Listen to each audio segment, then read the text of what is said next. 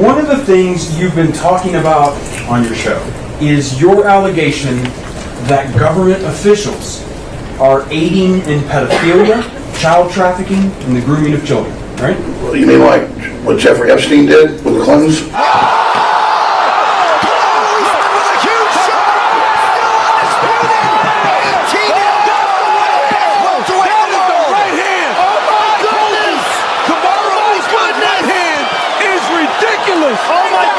But I lost 20 pounds because I wasn't allowed to go get food.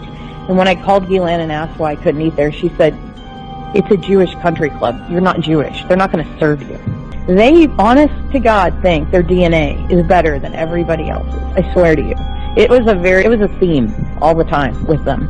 With Eileen Guggenheim, with, Jeffrey Epstein, with Guylaine.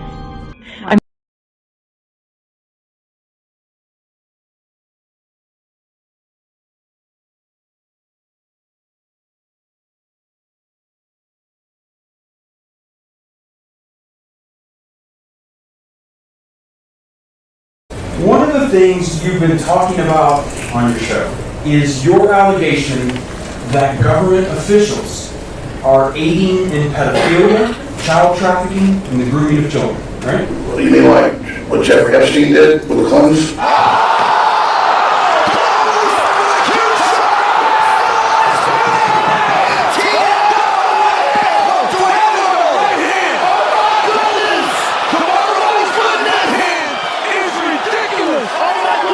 But I lost 20 pounds because I wasn't allowed to go get food. And when I called Guylaine and asked why I couldn't eat there, she said, it's a Jewish country club. You're not Jewish. They're not going to serve you. They, honest to God, think their DNA is better than everybody else's. I swear to you. It was a theme all the time with them. With Eileen Guggenheim, with, Jeffrey Epstein, with Guylaine. I mean, they could cut you down, and it was so morally devastating. You just felt useless as a human being when you were told you're nothing because you're not Jewish, you're stupid, you're useless, a useless white girl, a poor little peasant. Just the things that I was called, I was just like, I believed it, because it was like a cult to the problem. Yeah, you wouldn't believe the way Jeffrey and Guylaine spoke about African Americans. It was like, it made my skin crawl.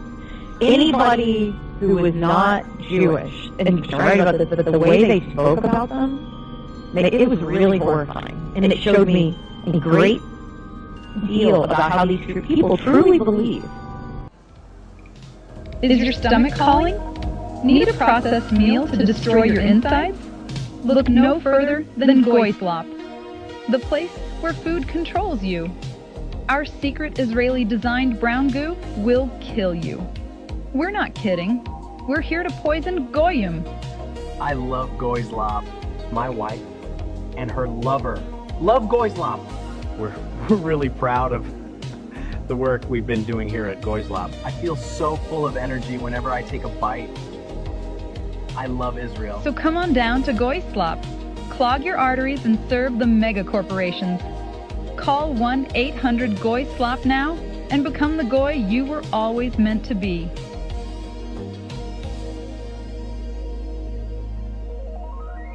Are global people. That's what we do.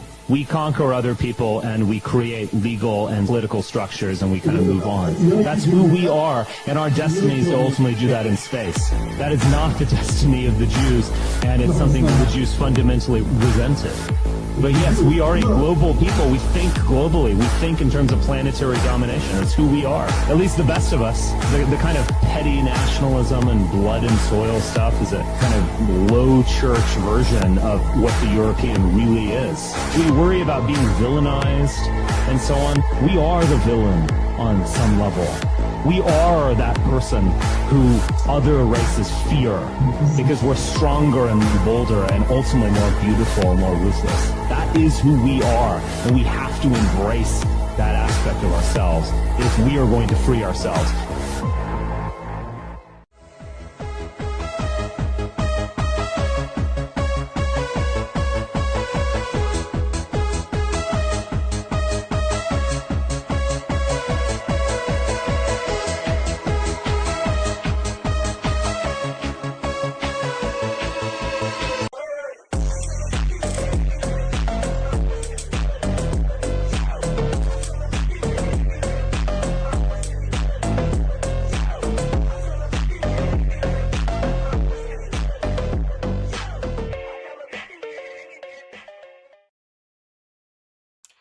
All right. Hello, everyone.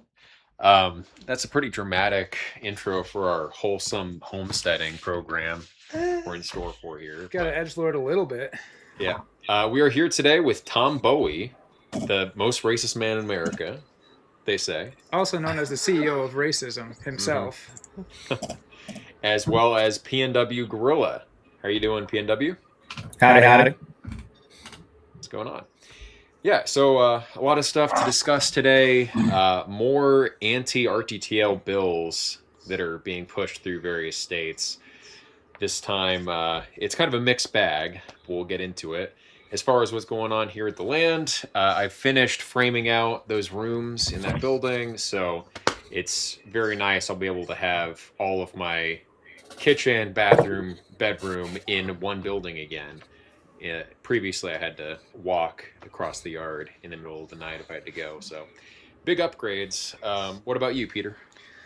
Well, I spent like 9 hours today going through documents and files because the government wants them, but it's all pointless stuff. Like, they want us to send them every single thing we've ever posted on Twitter on the Return to the Land page, and they could just go there and look at it, and it's all like pictures of puppy dogs frolicking on the land and homesteading activities and stuff. So someone's going to have to sit there and sort through 400 pages of Twitter, like homesteading Twitter posts in the government. And it kind of makes you lose faith in the whole like big, scary Orwellian surveillance apparatus, because you think they have everything. They can hack into your phone. They have all your information. But when it comes down to it, they're like, can you please send us this stuff that's already public that we could just go to a website and find? So not to cut you off too hard, but it's a humiliation ritual. That's why they're making you do it. It's the same thing with taxes. Well, they think it's going to take days and days to do, but it took less than a day with AI. So that's kind of like the great equalizer in lawfare. It's the great equalizer, and all the crazy hoops they want us to jump through, AI can jump through it much faster. So, I mean, that's the silver lining to that cloud. Mm-hmm. So we're almost through with April. Our garden is going pretty strong at the moment. Are you gardening this year, Tom? Not really. We've got a few things growing, but I'm still working on our cabin. Oh, okay. We started homesteading on site, and we started just before the worst winter hit. We spent the first 5 months without electricity. Now we have electricity and most of the walls done. Mm-hmm. Next comes plumbing. All right. Good deal. And then the internet soon. So Yes. Watch out. Tom Bowie will have an internet connection. Yeah, we decided we're old, we're in poor health, we have few resources. If we can do it, y'all don't have an excuse anymore if you're young and healthy. Agreed. What about you, PNW? Are you gardening? You got some stuff going on this year? I've been hyper maxing, putting effort in my chicken coop. I've got, let's see, a little over 50 chicks right now, and I've been putting a lot of effort in with pallets and making a new chicken coop using pallets from the warehouse. So it's literally stuff that's already paid for. And my main thing as of late has been eggs and chickens, and then sourdough. And our local group, we've been coming together, and everybody's been contributing with random different things. And I've been giving all the local guys eggs. Awesome. What breed of chicken? Oh man, I'm gonna be completely honest with you. I've been kind of like maxing out the anything that's on a discount. We got a local feed store that is doing a pretty frequent buy one get one freeze, because all the yuppies around here in Washington, they like their specific colored eggs, whereas I do not care. So they all want their Easter eggers and whatnot, and I don't care. So everyone that comes in for the Easter eggers, everything that's left is buy one get one free. So I scoop it and get the buy one get one freeze. I realized, yes, that I could make all the chickens at home with an incubator, but it's just so much easier to go to a local store and support local as well. You're going to end up with race-mixed chickens, though. I know.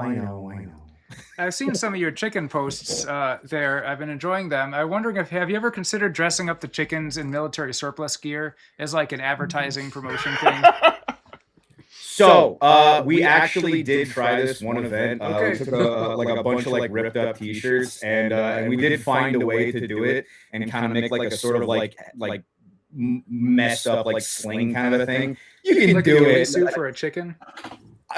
Well, So we actually do take our chickens on hikes and go out in the mountains with our chickens. So like trying to protect your chickens out in the mountains is a thing. As much as you joke about it. I guess that's important. And I'm not gonna big like time. Big time. I had a raccoon taking some of my chickens. Not here, but the last place I Yeah, lived. they like to like rip them apart They in like do. a million pieces. Yeah. In gruesome ways. You lost a bunch of chicks that way. raccoon. Yeah. Yeah, we just had a raccoon take 13 of our chickens got killed by one raccoon, and he was just a big old honking thing. Mm-hmm. Needed to die. And he probably didn't even eat them. Just ripped Nope. them apart, right? Yep. Nope. They just they love ripping the heads off, and they'll eat a little bit of the intestines, and they'll just leave it. Yep. Very wasteful. And then you post about it online, and so many people have no idea that raccoons are not this cute, lovey, fluffy thing from like the Marvel movies. Right. Yeah, my opinion of raccoons has gone way down from when I first watched Disney's Pocahontas. That's why they call them trash pandas. Everyone thinks raccoons are just like these lovey, cuddly things, and I'm like, no, they're not. They're evil. Turns out, yeah.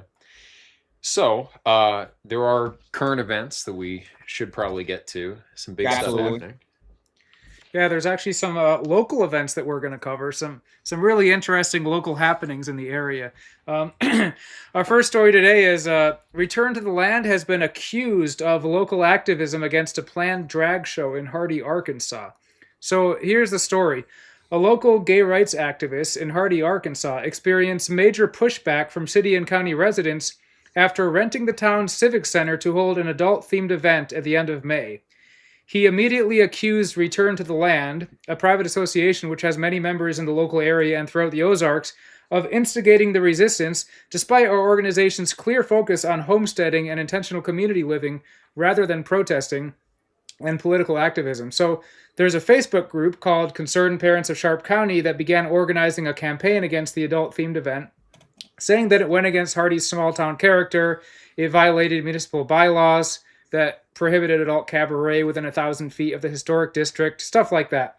There's a lot of area residents posting on Facebook about the event, expressing concerns that a lot of similar events around the country have not ended up being family-friendly as they were originally advertised. So this activist specifically claimed that the Concerned Parents group was run by RTTL. It is worth noting that all of the drag show's sponsors, except for one, are not even from Arkansas. What do you think, Eric? Are we running that group? Is that like our thing? No, definitely not. I mean, obviously we have members who are against this sort of thing. Myself, I would prefer that it didn't happen in a town near me. Now, for my part, rhetorically, I often say, we're just minding our own business. We want to be left alone. And so by the same token, I kind of have to take a stance where I leave other people alone and mind my own business in turn. But if other RTTL members want to let people know how they feel and start a conversation in the local community, they're totally allowed to do that. Not through RTTL. We're not a political organization. But yeah, a couple of our members may have spoken out about this on Facebook and different platforms. Yeah, I think it's a convenient scapegoat. I think we're in the area, so it's one of those internet discourse things. You can call everyone that you don't like a Nazi. So I think the people that organize it are like, well, let's just say that everyone who's against it is RTTL. The problem is we have so many supporters in the area. It's not really working, and they're deleting comments left and right, and people are still posting about like how they don't really want it to happen. It doesn't make any sense. I don't feel the need to correct the record on Facebook in the community, because really this is kind of helping our PR with the local community. They're already very much against drag shows, and so if the drag show's sponsor is saying, "Oh, it's those RTTL people that are shutting it down," we'll get applause. So even though we're not doing it, we don't mind wearing the badge. I mean, hey, you're supporting traditional Christian conservative family values in this rural Republican area, All right, fine, Right. Never interrupt your enemy when they're being an imbecile. Yes. Exactly. Mm-hmm. So we'll see what happens. Have you seen any of that in your area, PNW? Yeah, do they have drag shows in the PNW?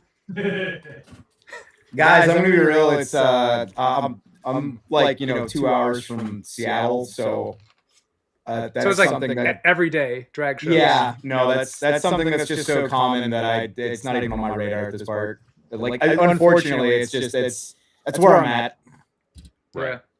Well, one of the knock-on benefits of concentrating like-minded people in an area is that if we wanted to coordinate and shut things like this down, it's a lot easier for us than even locals who, yeah, they have a lot of friends and family, but they're not intrinsically as organized as we are. Again, we don't do activism, but if you If we wanted to, didn't O.J. Simpson write a book like that? I didn't do we it. actually, but if I was gonna do it, here's how I would have done it. We just had a mass stabbing in Tacoma That's like a couple terrible. hours ago. Wow. oh, Sorry to hear that. how many victims? Once again, unfortunately, it's like stuff like this is becoming so common that it's hard to keep track of the majority of it. But that now I can't find it. Well, see, stuff like that doesn't happen around here. But we know if they start having drag shows, then they're going to start having drag queen story hour. Then they're going to start having like the minor attracted persons convention. It's just going to go downhill, and then we're going to have mass stabbings every day, like in Seattle. Apparently, It's a slippery slope. Yeah, it's dangerous. That's how it works. So, by the way, the entropy link, if you can figure out how to share that in the chat, that would be good. Thank you. But all proceeds go to our legal defense fund / legal research fund. We're very actively responding to various investigations and at least one lawsuit. So anything helps, and it is pushing back. You'll see there's lawfare in today's or this week's news, and we're definitely outgunned. However, luckily, our enemies are largely imbeciles. So what little resources we are able to pull together, we will use to the best of our ability. Yeah, very incompetent, fortunately. But we are fighting for everyone's rights to, simply buy land together as white people, which we find out no matter how many laws they pass, they can't make it illegal for white people to buy land together because it would be a huge violation of everyone's property rights. So moving on to the next thing. Sorry, here. was it Tom? Before we leave, Yeah. I used to work with around mental patients at mental facilities. If you introduced a new patient with a mental disorder no one else had, eventually it would spread to other patients, staff, and even psychologists. When they let homosexuality become normalized, it's spread. It's a virus. It's just a mental virus. First, you learn to tolerate it. You don't have to learn how to tolerate cake or anything good like that. It's the crap sandwich you have to tolerate. And it just goes on from there to the point when, if you're young enough when you're introduced, you may imbibe it. Right. Yeah. And tolerating it, unfortunately, is the easy thing to do. It's a little bit tough to raise a fuss and call someone out when they're spreading either bad habits or bad morals, or even like when non-white people come into your area. What are you going to do yourself? Be like really aggressive with them and make them feel unwelcome? Most people just do the easy thing and they don't want to raise a fuss, but then that's why we're in this boat. Too many of us do that. The next story is very depressing story, very sad, but it happens every single day in Europe now. You may remember there is a rejected asylum seeker who pushed a 16-year-old girl to her death under a train in front of her horrified grandfather in Germany, and apparently he was just let off with no jail time, which is very common in Europe and a lot of American cities as well, but it's like times 10 in Europe. The killer's name was Mohammed, a 31-year-old man from Iraq. A court ruled on Wednesday that he was unfit to stand trial and will be detained in a secure psychiatric facility where we presume they'll eventually just let him free and he'll commit more crimes. The court claimed he had paranoid schizophrenia and could not be held criminally responsible. According to the Lower Saxony Ministry of Health, Mohammed had voluntarily admitted himself to a mental health clinic on August 10th. He left the same day, despite doctors' advice. The following day, he pushed the Ukrainian teen in front of a freight train, which was traveling at 100 kilometers an hour. Liana's distraught mother said, "At first, I thought the perpetrator would now receive his punishment, but I'm afraid he'll avoid it by claiming mental illness. After a recovery in a psychiatric hospital, he can continue living without remorse and committing new crimes, knowing that next time he'll just have to pretend to be mentally ill again." Isn't that a crazy system? You can just sign yourself into the mental hospital for less than a day, leave, and then commit whatever crime you want. Now they're going to say you're insane because you checked yourself into the mental hospital. I mean, I think my question is like, could I get away with that? Right? Like, could we that's get what I away was with that? wondering. That would be so cool. Like, can I just do tax evasion and like, oh, sorry, I'm crazy. Oops. I don't think it works for white people though. I think they would just put us in jail for like 50 years. I've never seen it, and I was in that type of environment. It was always diversity that they accepted that excuse from. Mm-hmm. Yes. Yeah. The multicultural folks. Even in like elementary school, like the one black kid in your class, whatever he does, the teacher's going to be lenient with him. And if you do the same thing, obviously, you'll be the one suspended for it. I mean, it's not too liberal. It's not you saying that sounds racist, but in reality, it's the teacher's actions that are racist. Yeah, everyone sees it happen.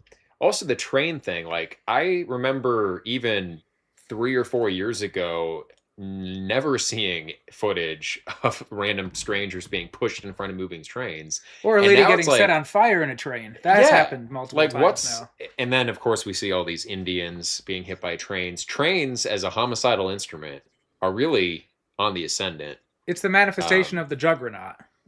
You think that's what it is? Well, because they said historically, the ancient Indians, they would like jump in front of the juggernaut, which would be some massive stone thing they'd be pulling on a wagon, just to get crushed by it because they worshipped it. That was like the highest form of spiritual elevation, was to be crushed by the juggernaut. So the train is like the juggernaut to them. So if they jump in front of the train taking a selfie and get killed, it's okay. And if they push a white girl in front of a train, they're sacrificing her to the juggernaut. I think it's like a primordial thing that the multicultural folks have. Interesting. From their like ancient religions. Now, what is the juggernaut the god of in Hinduism? I have no idea. I didn't research it that much. I'm not. What did they say that the number one predator in India is the train? Yes, I believe it. But I never saw this. Like 5 years ago, you couldn't find clips like this, and now literally every week I'm seeing someone killed by a train. Because smartphones got cheap enough that now Indians have them, and they take. Well, it's not just trains though; it's now trains and pools. Yeah, I have seen those videos recently. They just like jump into a pool and just drown immediately, and all their friends are standing around watching. Yeah, they apparently have no understanding of depth of water. Huh.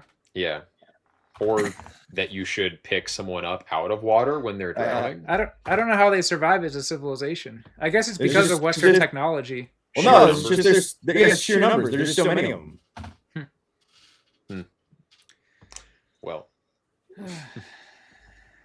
So a Muslim city in Texas gets legal win when Travis County judge ordered that Texas state agency, Texas Workforce Commission, must comply with the agreed upon terms with the developer. This is Epic City, that Muslim-only development in Texas that was all over the news.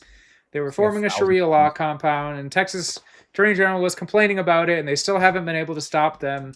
They passed a law that was supposedly against them, and it didn't do anything. Anyways, that law really affected us in RTTL in Texas more than it did them, because it had a religious exemption built into it. So by design, it wouldn't affect them. Yeah, it's almost like they make a law and say it's about Sharia law, and it's kind of about us, but they still write it really poorly, and it still doesn't really affect us. But they're trying at least. A for effort. Well, the respectable conservative, his job for so long has been to snatch defeat from the jaws of victory, that even when they try and do something, they're going to fall back into their old pattern. Mm-hmm. Incompetence. Yep. You see that with this Epic community. The judge ruled now that the Texas Workforce Commission has to comply with them moving ahead with the development. Whereas previously, I'm sure the conservatives in charge of that agency they wanted to hold off because they were actively being investigated by HUD. Now, they're still under investigation, but this judge basically ordered that they have to, like the state agency in Texas responsible for, I don't know exactly how they're relating to the development, but in whatever capacity, they're supposed to go ahead and actually start breaking ground and allow them, facilitate them building this community. So, Yeah, and they're also under I didn't realize this until I read the news article. Apparently, they're under a securities investigation as well, and that's apparently it's a very common thing that real estate developers get in trouble for creating a security without realizing it.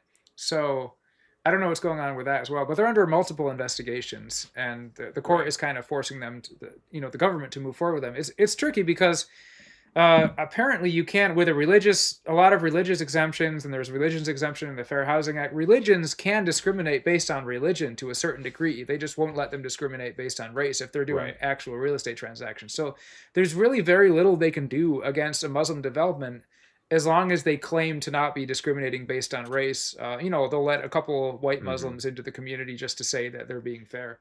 Right. Um, But the but there's Texas law that was passed supposedly preventing this, again, it had religious exemptions built in, and there's already religious exemptions in the FHA, but it did specifically target the kind of structure that we use for our own private intentional communities. A bill was introduced, we talked about it last week, in Arkansas, HR 1016, and the same exact thing. They billed it as an anti-Sharia measure, but specifically it targeted the kind of legal framework that RTTL uses. And then there's this other bill that just passed, unfortunately, 2 days ago, and is now law in Pennsylvania, that again specifically targets intentional communities or corporately held land and private communities generally, where previously, like we're doing now, people could use the exemptions from the FHA to say, this isn't a public real estate development. This is our private community. We can let in who we want, and then they could be allowed to discriminate. And this bill sets out specifically that they are not allowed to do that anymore. And yet, religious exemptions still hold. So Sharia compounds totally fine. RTTL communities in Pennsylvania, now it'll be a little bit tougher. Now, again, as Peter was saying, these people are not the brightest, and so they don't really understand how we're doing what we're doing, and they don't quite understand what to change in the laws to make it impossible. So we'll probably still end up having an RTTL Pennsylvania, but this is the idea that in all of these various states, they're going to pass these measures against our communities. And then eventually, when a Supreme Court case comes up, what do the justices do? They look across the country and they look at state law. So one way to push federal law isn't just from the top down, changing it at a federal level, because technically of states' rights, which we're supposed to have, you can't change certain things from the top down, but the Supreme Court can look at case law and particular laws in different states and then generalize that to a kind of law of the land status. So this is the way they're addressing RTTL. They are passing specific bills in specific states to make it more difficult for us, and bills which include language which basically reinforces under any circumstance, any kind of racial discrimination pertaining to housing is totally forbidden. So again, any super chat funds will go to our legal defense fund. We have to get out ahead of this, not just respond to it as it comes to us, but we have to be bringing proposals to state legislatures. It's just that takes a lot of time, money, and effort. It would have been nice. Yeah, it would have been nice if we could afford to actually lobby lawmakers in Pennsylvania. But I'm not too concerned about Pennsylvania. I haven't read the new bill, but the bill that I read last year that they were trying to pass, it was written so poorly. It really narrowly addressed the private club exemption in the Fair Housing Act because the media claims that that's what we are using. In reality, we aren't relying on that. So they'll pass all the laws they want reinforcing the private club exemption in the Fair Housing Act, and it doesn't have any effect. They don't know what we're doing. They don't know how we're doing it. and they're just drastically passing laws that have all kinds of unintended consequences. Like HR 1016 in Arkansas would have shut down most Christian intentional communities. It would have allowed hunting clubs to be placed under onerous, expensive investigations. Fortunately, yeah, it didn't pass, and now we're going to be putting pressure on lawmakers. But hey, yeah, we need like a big lobbying firm or something to take care of all that stuff. We really do. Yeah. So, but the other thing with the whole Muslim issue, obviously, it's like the drag show thing. I don't feel comfortable with that near me in my country, and yet, if they pass, or if their community is allowed to be built, then that does set a kind of cultural precedent that, well, if they do it, then why shouldn't the white community be allowed to do it? And I see it in the comments. I was looking into the story a little bit, and all across comment sections, people are saying, oh, well, does this mean we get to have white communities now? And people will point out the double standards. So as much as it's distasteful that there is, say, a drag show or a Muslim community or these things that I personally disagree with, the more those things proceed, I think the stronger our case becomes. And so it is kind of this weird, like, I like seeing this and I don't like seeing this at the same time for different reasons. So, Tom, you got any Muslims over there in Zinc? No. Oh, well, the only ones that have been there came there to see me, including a gay Muslim. You had a gay Muslim visitor? Yes. It was not a dashiki, as the others have told me who came later. When it's got that many flowers on it, that is not traditional garb. That is a dress. Okay. And they said, should he come back, they hoped he didn't leave. But that was them. Yeah, they're pretty serious about their homophobia. Yes. Right. Well, unless the guy's trans, and then somehow it's okay. Huh. There are a large number of trans surgeries performed in Muslim countries. Weird. Because they actually count him as a female. Oh. And then they can just get married. So that's pretty cringe. Did not know that. I know the recent the religions that are growing in each state. You guys tracking that at all? No. So actually, lucky for you guys, Arkansas and Pennsylvania is both the number one growing religion is actually Islam. Oh boy, Arkansas. Yeah. They must all be down near like Little Rock, because the main growing religion for us here is Buddhism. Becoming Muslim. Can we like have a propaganda campaign to get all the urban blacks to become like Black Hebrew Israelites instead? I feel like they'd be more supportive of our cause. I ran into a couple of them up in Seattle. I was doing a homeless interview YouTube video, and what an interesting bunch. Some of their talking points, I was just like, all right. Sure. We have to up our game. Like, we're not coming out with cults like these people do. It's not just that. It's like there's God Body. Inner city blacks have the most interesting cults. I used to train black guys at one of my former jobs, and they would tell me about all of these groups, like the Muslim extremists on the one hand. What was Louis Farrakhan?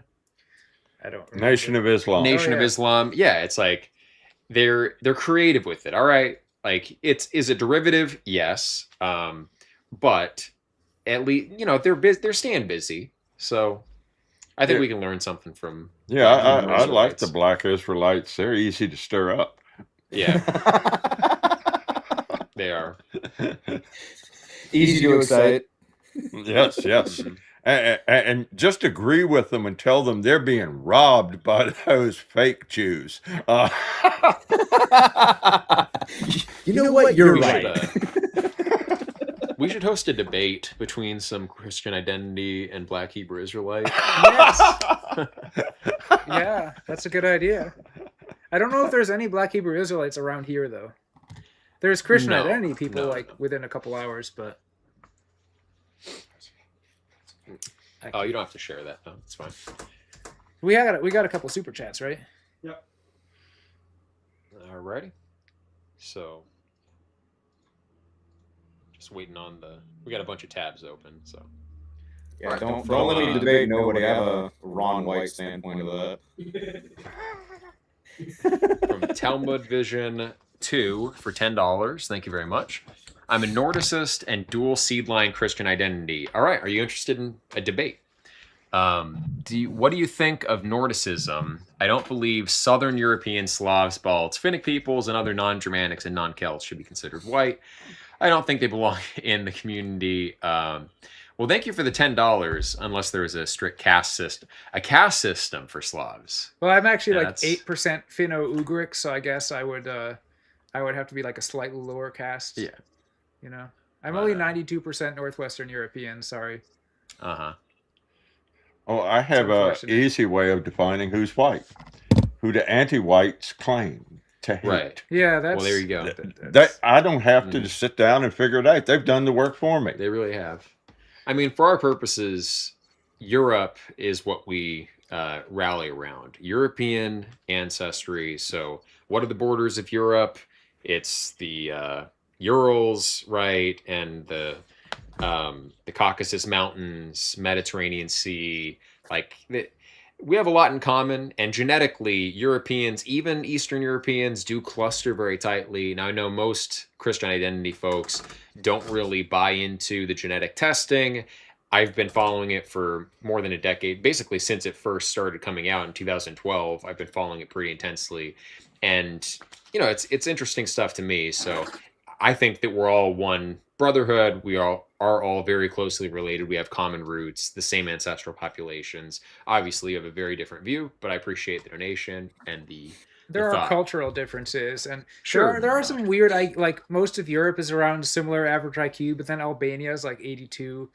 I don't understand that. And yeah, the Slavs are a little bit more stabby than the rest of Europe. Whatever. I mean, they're also more impoverished countries thanks to Jewish communism. So, I mean, cut them a little bit of slack, That's Well, what I say. selection can take place very quickly for intelligence, for conscientiousness, and yet the foundation can be largely the same. And so just give the Slavs, a couple generations with the right incentives, and they'll be fine. For our Waradas, $10. Thank you very much. Like the generations of leaves. Actually, let's have Tom read this. Can you read that? Oh, sure. I just have to put on glasses Tom's and the lean poet. forward. Waiting for Tom for this. Like the generation of leaves, the lives of mortal men. Now the wind scatters the old leaves across the earth. Now the living timber burst with the new buds, and spring comes round again. And so with men as one, generations comes to life, another dies away. Beautiful. Any idea where that might be from? No. Yeah, us neither. That's all this guy super chats is this poetry. It's a really good deal. For only Yeah. $10, you got to have Tom Bowie himself read his poetry live on the stream. And it was very good poetry. It was inspiring in many ways. I'm moved. I've sort of observed that in good times, bad characteristics among our people tend to reproduce at a greater number. But our folk are at their best when times are at their worst, and they turn to each other. The greatest resource our people have ever had is each other. When, other than a few trading posts, America was conquered by accident. And they didn't have a whole lot of resources they could take through the wilderness except for each other. Yeah, that's right. So I take it you're an accelerationist and you hope the Iran war keeps going and things get even worse? I'm good with anything, but Israel is going to demand the sacrifice. And the more they do, the more they're going to become hated, the more they're going to lose power. Right. And history shows they don't know when to back off and pretend to be a good boy. They don't. They just whine about it afterwards. Yeah. The problem is, I think there are still too many brown people who just see them as another flavor of white. Yes. So the worse they are, the worse their opinion of white people generally. We really have to draw that line in the sand and explain to the black folks and Hispanics Well, not what the necessarily. difference is. Not necessarily. I get a lot of diversity come to see me. the last people you have to worry about is blacks. And they go, the other races have their number real quick. You probably will never see a black. He won't make it this far. They are racial by nature. It's white people. They have a unique thing that they have to learn they're white people. That's true. The higher life forms, the more they have to learn. A snake comes pre-made with everything it needs to know other than muscle control. Yeah, right. And so it's instinctual. They're right on the ball with it for their purposes. And I think that's why these like inner city cults come so naturally to them. They tribe up. They're tribal. You know, it's how life works, or how it's supposed to, really. That was actually something really fascinating. Not to cut you off, but like in the military, it's the exact same way. Like all of the blacks in the army, they know every other black at the duty station. It doesn't matter where you are on base. The black guy in your platoon is like, "Hey, Jamal!" You're like, "How do you know him?" They all know each other. It's fascinating to watch in real time. Living in Rochester, New York, where I went to school, like it seemed like every single black person in the city knew every other black person. Yup. They're very social. You know, they are gregarious. You have to give them credit where it's due. But yeah, to the point, we just have to explain what the difference is between, you know, Jews and then white people. I think that conflation is the source of so many problems. And if we don't clear it up adequately, then we're going to be living with their bad reputation. And then somehow they'll get off scot-free. We'll be like the sacrificial chicken or whatever. Well, thanks to like people like Candace Owens and Kanye West, I think they do there are some famous black people talking about that distinction. They're becoming wise. And Louis Farrakhan throughout his entire career has done that. So anyone with Nation of Islam knows the difference. Yeah. All right. Talmud Vision 2 for $5. Thank you very much. Europe is heavily mongrelized, I believe, in genetic testing, but believe modern genetic data is an Illuminati Edomite fabrication and lie. Well, I would be glad to debate Black Hebrew Israelites, by the way.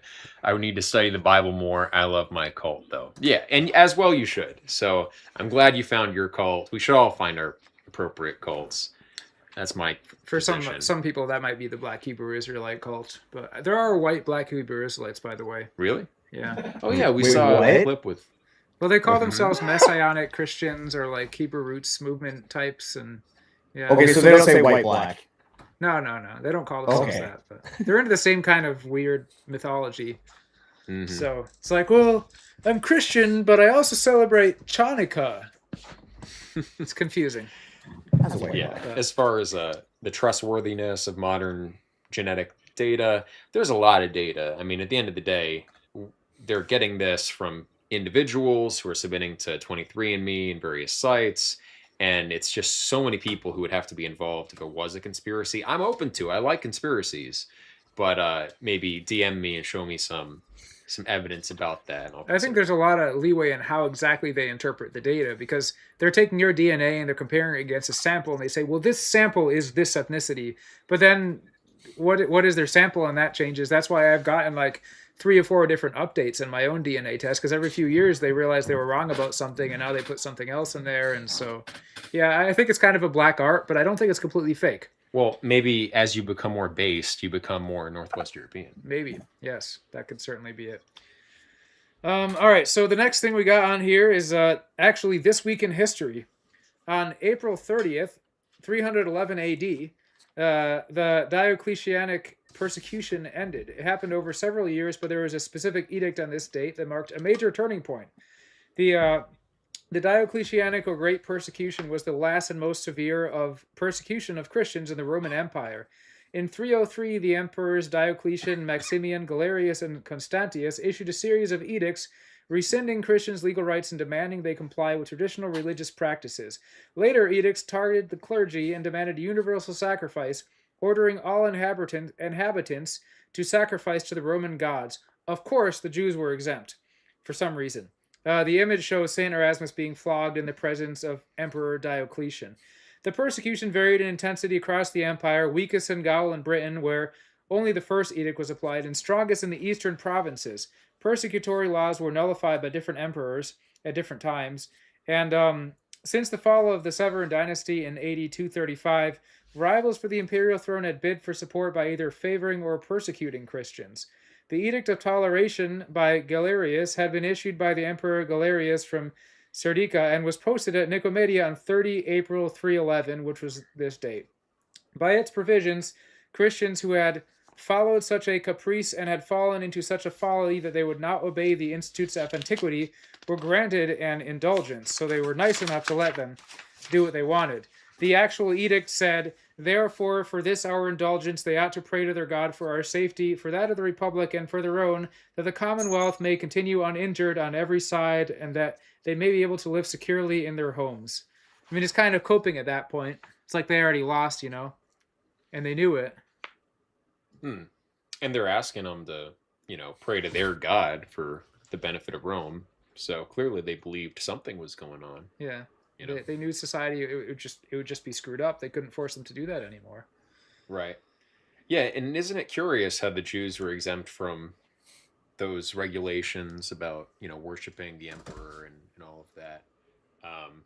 The first century AD and like the Vespasian dynasty in particular is very interesting. Looking at the Jewish community in Alexandria, I think for the conspiracy-minded folks, there's a lot of deep research that could still be done on Jewish influence in the Roman Empire. Have you looked into the topic at all, Tom? Mostly superficially, but I noticed the Byzantine Empire that no one likes to talk about.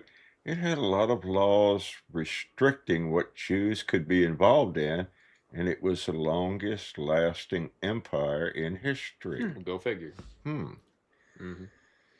Interesting. They did last a heck of a lot longer than the Western Roman Empire, which presumably with their Jewish influence that you're talking about would have led them to fail quicker.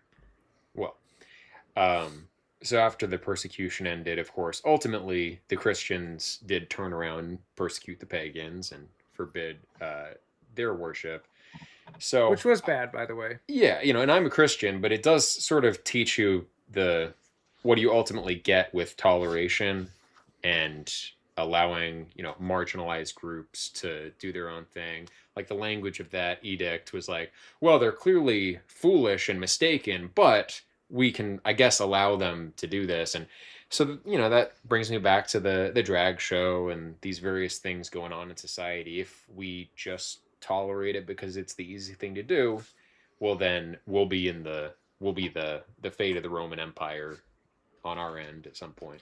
It's like nobody's ever read the book If You Give a Mouse a Cookie, That was an important lesson that I learned as a child. If you give the mouse the cookie, he's going to want the glass of milk. Right. And when you give him the glass of milk, he's going to want the napkin. Sure. And then he's going to want another cookie afterwards. Don't feed the wildlife. Yeah. Mm-hmm. Well, if you notice, that's the groups that are so despised in history. Those are the groups that really, for the most part, don't want to hang around one another. The sexual degenerates, they want to come to your neighborhood and convert it. Mm-hmm. So there's still enough normal people to keep it functioning. Well, yeah, I mean, their whole way of life is parasitic on normal people. They can't reproduce. And then other groups, too, who you would want to marginalize, like certain ethnic communities. When they have their own groups, by themselves, they don't typically do so well.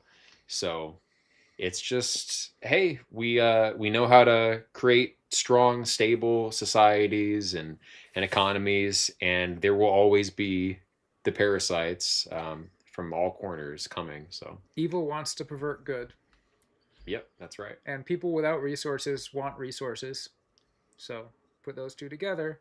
And lack of ability to produce resources. White people typically, through history, what they mainly produce is abundance. Mm-hmm. Combat, main thing to hit is a supply line, because they don't send a soldier out with just the ammunition and food he can carry. They send him out with a truck convoy behind the army. Abundance. Mm-hmm.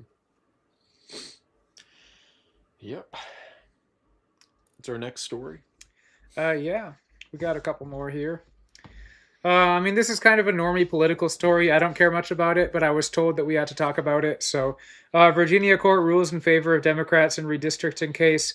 Richmond Circuit Court Judge Tracy Thorne-Beglin denied, female judge, interesting, denied a request by the Republican National Committee, Virginia GOP, and others to block the results of a redistricting referendum held last week when voters narrowly passed a set of congressional lines that gives Democrats 4 additional pickup opportunities in November.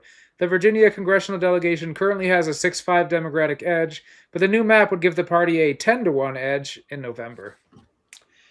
Yeah, it's classic gerrymandering. And yet, like, I think the very next day, the Supreme Court ruled not specifically on like partisan redistricting, but on racial redistricting, which is actually more endemic, I think, where they make sure that the blacks in a given area are grouped in such a way that their district will reflect their votes.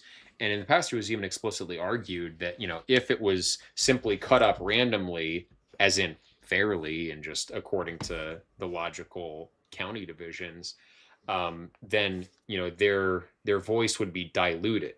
And so now those arguments are weakened, and potentially some of those, you know, tailor-made districts to essentially be the black vote where they are, those may end up being broken up. So like it is an ongoing battle with these bills, with like the Sharia compound, with the Pennsylvania law, the Texas law, Arkansas bill, or here with redistricting. It's like a lot of people think about top-down change, but a lot of policy and actual, like where the rubber meets the road, happens on particular issues that's decided with particular court cases.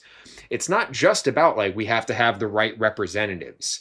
Because representatives by themselves generally, yes, they can pass legislation sometimes, but they need someone to sponsor that legislation. They need, you know, someone to write the legislation. They need lobbyists, and it's like all of that is a top-down and bottom-up process that needs to be nationwide. And like you can't just concentrate in the power centers in the big cities and try to get into office and try to get into think tanks and think that that's going to affect the change that you need. You really actually need to be also from the bottom up interfacing with people in your area in Facebook groups and talking with people who, you know, like we know people in our PMA in Arkansas who know representatives in Arkansas and who know the political scene here.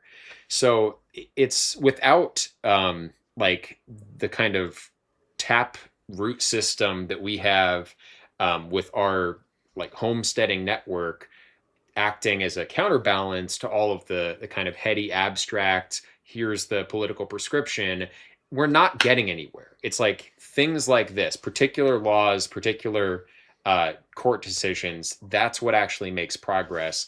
And so again, like any super chat is going to go to the Legal Defense Fund. Currently, as far as I can see, like we're one of the very few people. There are individuals out there who are proactively engaged in lawfare, and it's very important that people on our side are doing that because the other side has been doing that for decades, for more than a century. You know, and going back to the Civil War, really. I mean, that's why the laws changed. It wasn't just the outcome of a war, which, yeah, it was that. But it was because all of these activist networks, not just from the top down, from the bottom up, were trying to establish case law in multiple states, and then that tipped the direction of the country and set the fate of the country. But we don't do that because we're too complacent, we're too individualistic. Conservatives, you've seen the map, they're all over the place with their views. Like any two conservatives have two, you know, somewhat overlapping but largely disparate sets of political beliefs or economic philosophies. And then the leftists are this tight-knit bunch. So, I mean... They all believe in gay race communism. That's basically. true. They do.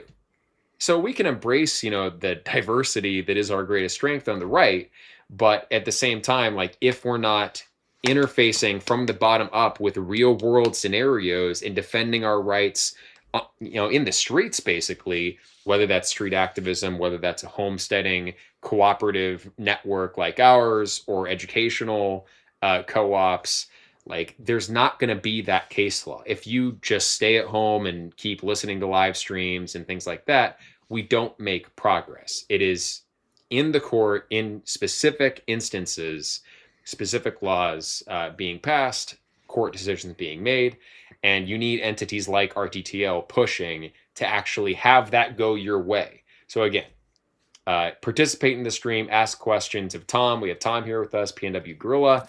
All funds go to the Legal Defense Fund.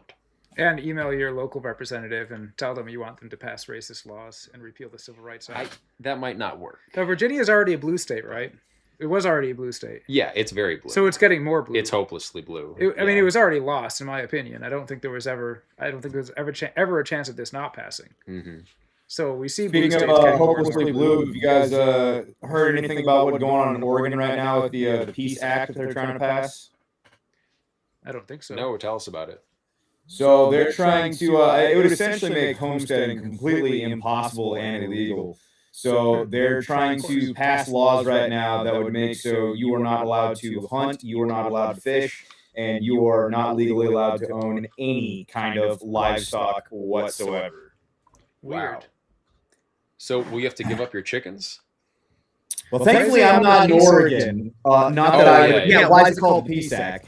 Not that I would listen to that to begin with. Now, Washington State has its own insane laws going through as of late. I've been getting more involved with my local sheriff. They changed the law where sheriffs are no longer voted on by the people, but they're now appointed by the state. At the exact same time, they're making it so that non-Americans that come to Washington State, their entire history gets wiped away, just clean slate. So you have any foreigner comes to this state, and you just have a blank slate. On top of that, they passed another law that would then give the ability to non-citizens to be law enforcement, not just law enforcement, but law enforcement and prosecutors. And because of the appointal of sheriffs, that would mean that non-citizens could then be sheriffs as well. So the state would just give you like a Pakistani sheriff, basically. Yes. Not only that, but we also have another bill that was passed that was expanded on, where Africans get essentially a $150,000 free grant for housing. That's so retarded. I mean, that's gay race communism, I guess. Yeah, and they're actually they're expanding on that even further. So it's not just that; it's now going to be even more. And with all the Hindus and the Buddhists that have been just flooding the state, I'm sure that the HB1 and HB2 program is being just absolutely and utterly abused to no end. But with them passing the new billionaire tax, which is hilarious because it's not going to be that. Because almost every billionaire in Washington State is leaving the state, even though Bob Ferguson was just pleading and begging with the CEO of Starbucks recently. Pretty much every billionaire is leaving Washington State, which they already passed their local budgeting off of all these taxes. So all these millionaires and billionaires are fleeing the state. And where's that tax burden going to go? Well, it's going to fall on us. So you have to pay for the gay race communism, for the late stage gay race communism. Yes. That would be if I decided to pay my taxes correctly. Yes, that would be you are Which correct. I'm sure you do every year. Which I'm sure that I pay my taxes. I would never recommend that anyone does tax evasion. We go a step further. We recommend that people pay extra taxes. Yeah, tip the IRS. They're working hard. Yeah, no. If you can send a direct check to Bibi Netanyahu, I hear that gives you really good. Might as well bypass the middleman, right? It all goes to them anyways. If I could just like direct tap a vein, just right there of the taxes, I would. It's such a nice system they have set up. Like they print the money, and then it still ends up going right back to them. It's like an endless loop. Yeah, it's almost like the infinity loop of money creation. Well, yeah. That Oregon law or proposition, how far along is that? I mean, banning all livestock. That just seems So that is not extreme. passed yet. I don't know what stage it's at, honestly. There's, I'm just gonna be completely honest with you guys. There's so much going on in the Pacific Northwest that it is hard to keep track of everything. Too many drag shows.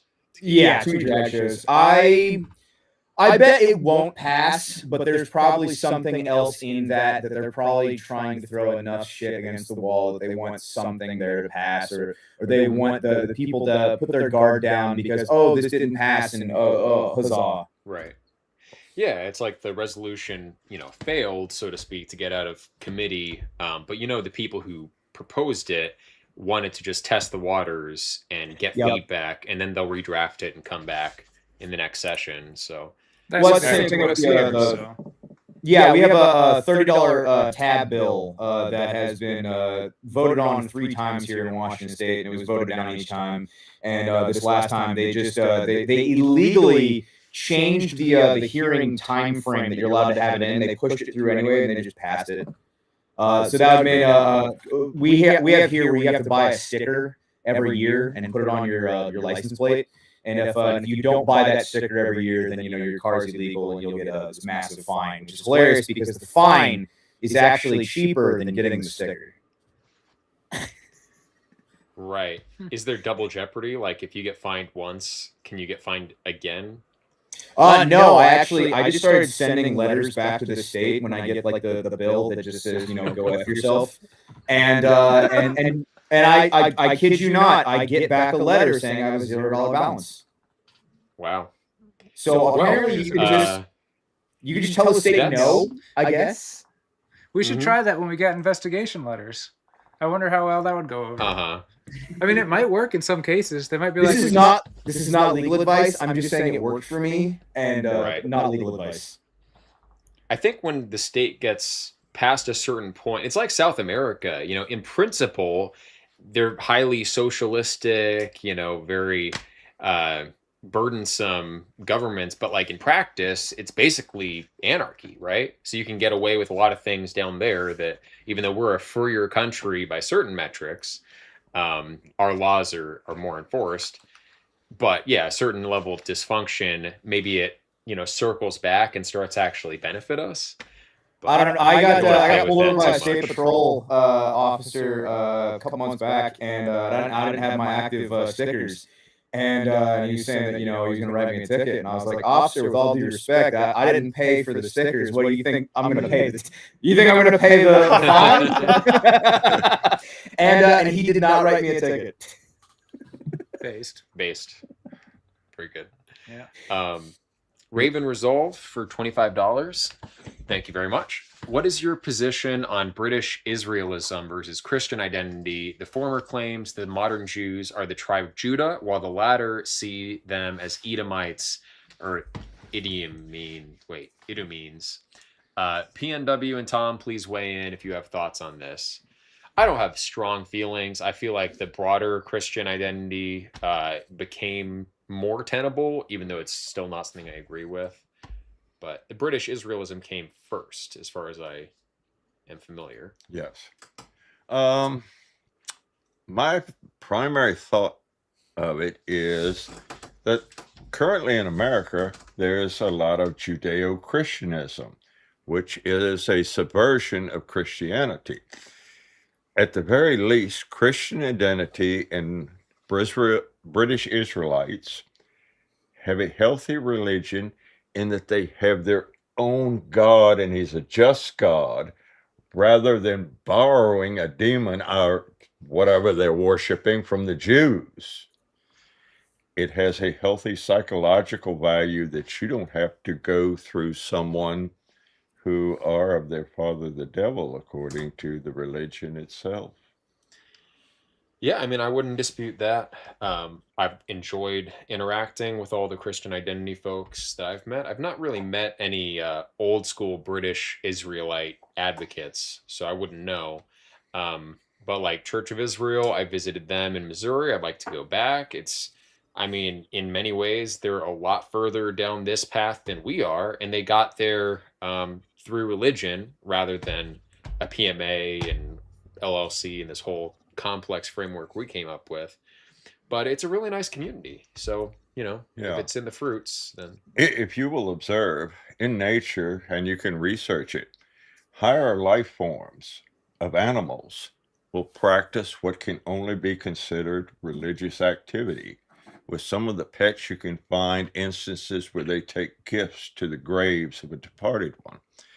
Religion is not just something that's written words, even though it is, we hold these words to be true.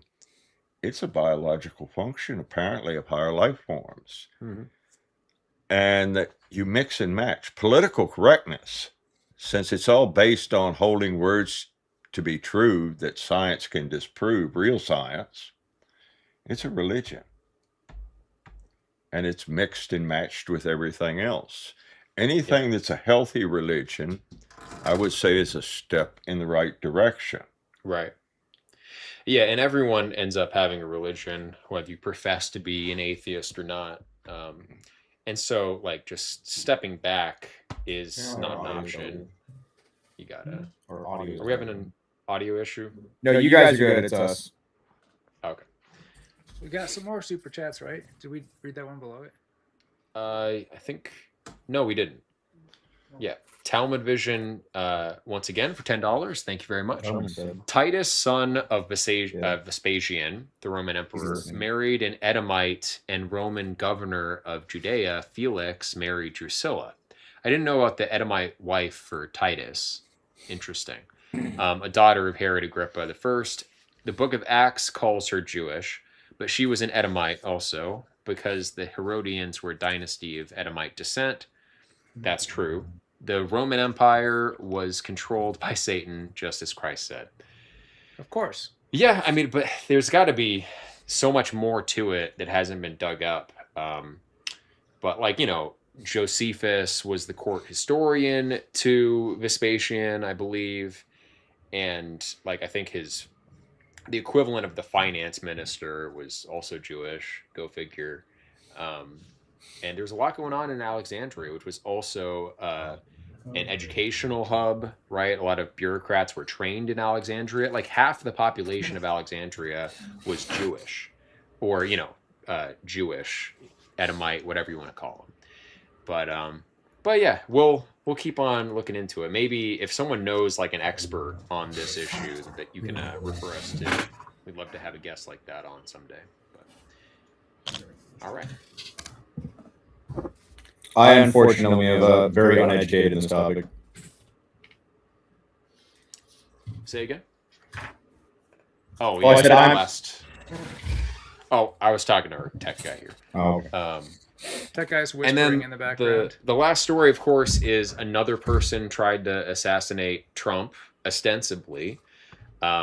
Many people are skeptical of the whole narrative. Doesn't that keep happening? Like, it keeps happening. Now, I understand, like, he grates on people a lot worse than previous presidents have. That's for sure.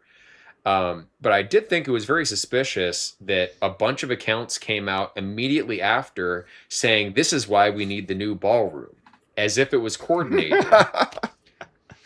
And, like, would I put it past Trump to stage something like that to get a ballroom? Not necessarily. However, it is true that the left is becoming more violent. There are more of these lone wolf actors. I just watched a stream from JF Gariepi on this, and he's following this same line that basically, like, the dissatisfaction with the dating market and just the current role of men in society is being felt by these leftist men as well. But ideologically, they have these blocks up. So they're not going to blame it on, like, modern women or blame it on matriarchal education systems.